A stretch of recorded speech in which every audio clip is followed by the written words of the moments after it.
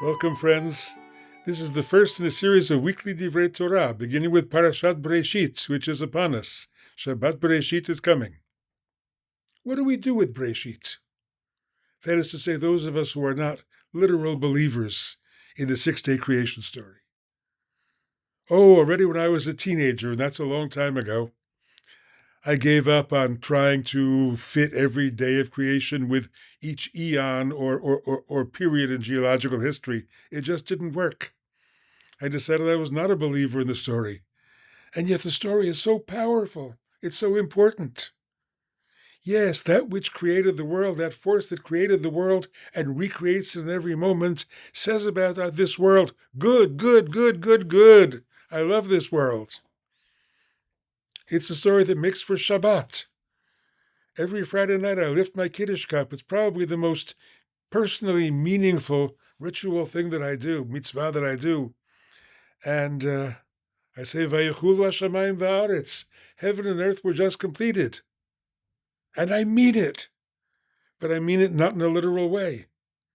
That's who we Jews are today. But we've always been open to many levels of meaning. If one doesn't work, try another. If this door in doesn't work for you, open another door. There are lots. So here's my door. It's a neo-Hasidic door. The Talmud says, in Pirkei Avot, the Mishnah says in Pirkei Avot, Basara ma'amarot nivra ha'olam.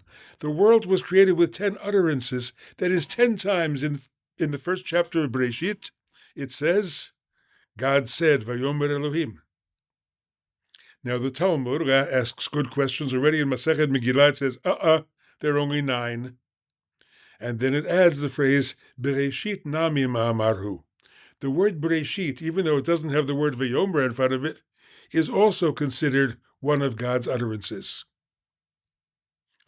The Holy Zohar says that the 10 Ma'amarot are parallel to the 10 Dibrot, 10 commandments. So the 10 utterances of creation and the 10 commandments of Sinai are different ways of saying the same thing. They're 2 different self-revelations of the mystery of Yud-He Vav-He, the mystery of Hashem, the divine mystery that stands behind everything. In creation, it opens itself up.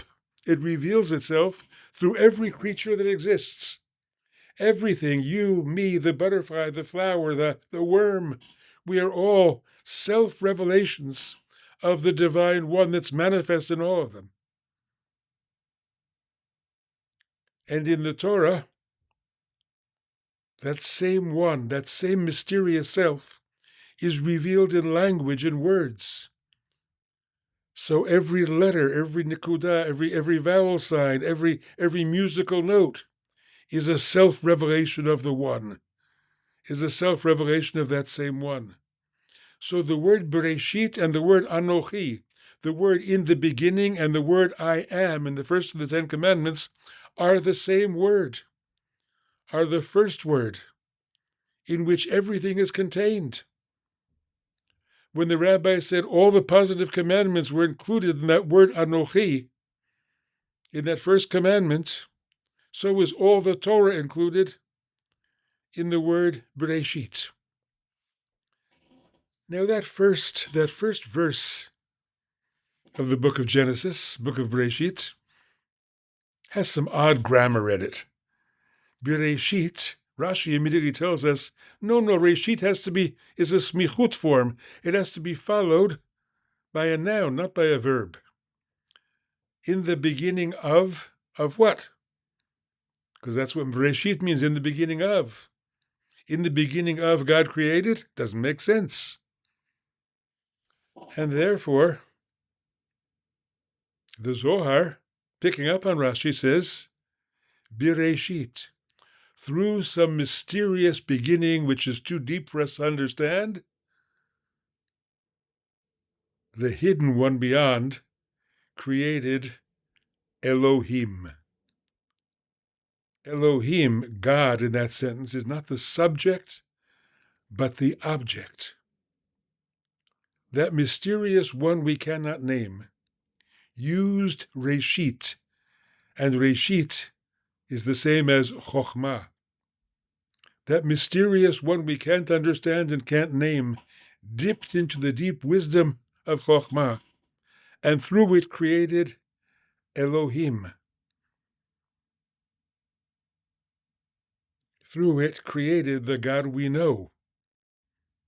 The God we know who is a way to the God we don't know, to the great mystery.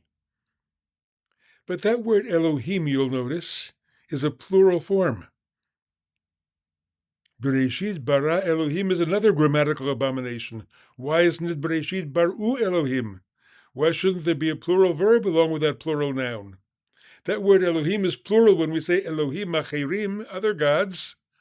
But when we talk about God with a capital G, we use it in the singular, Bereshit bara Elohim.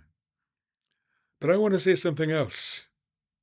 Elohim is a plural form because it refers to all the gods of all the religions of the world. And you won't find that in any Hasidic sefer. That's why it's Elohim in the plural.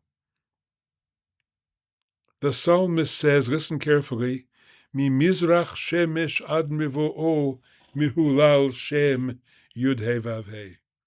From the rising of the sun to the setting of the sun, from the place where the sun rises to the place where the sun sets, Hashem is always being praised.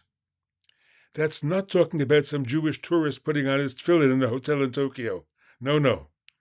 It's saying that everywhere, with every name, we are all worshiping the same God. All the religions, all the wisdom systems are after the same truth. Neo-Hasidism is a Judaism for seekers who are still asking questions and are willing to learn wisdom from every source,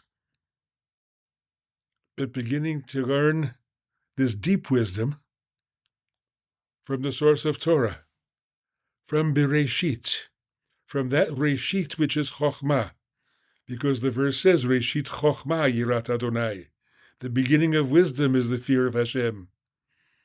Bereshit Chokhmah, Reshit is Chokhmah. There is a primal wisdom out of which all religions are drawn.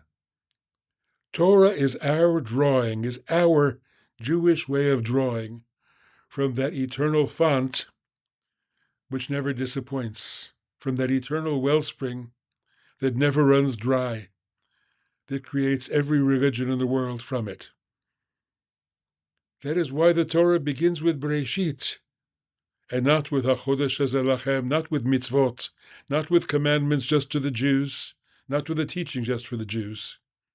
It begins universally because it's about all of Elohim.